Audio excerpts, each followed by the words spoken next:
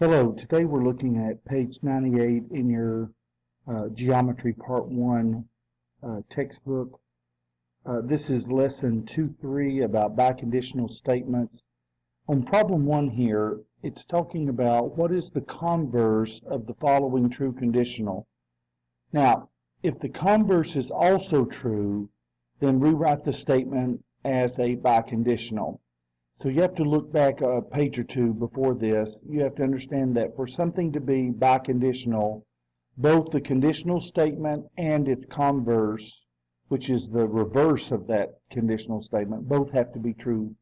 If they are, then you can write them as a biconditional statement, or what we call an if and only if statement. So that's why they're reading here, if two angles are supplementary, then the sum of the measures,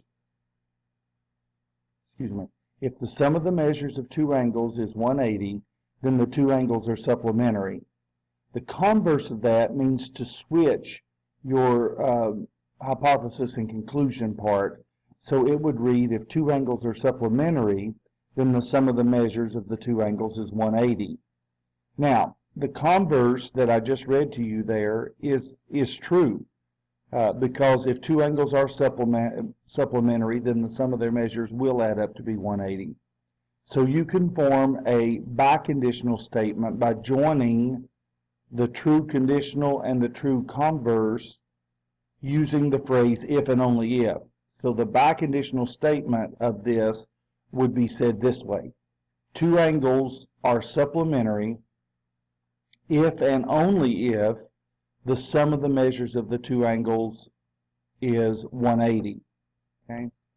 So let's look at the got it. What was the converse of the following true conditional?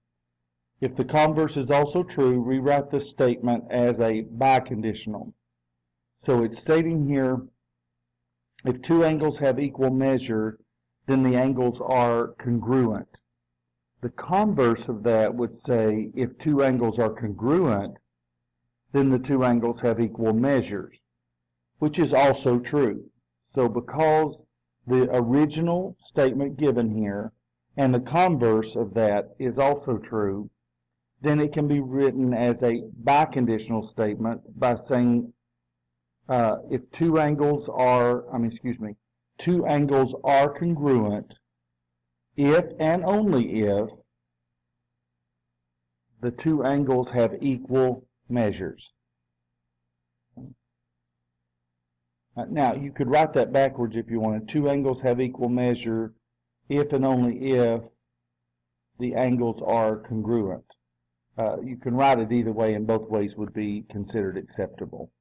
Okay, that's what a biconditional statement is. I hope this was helpful.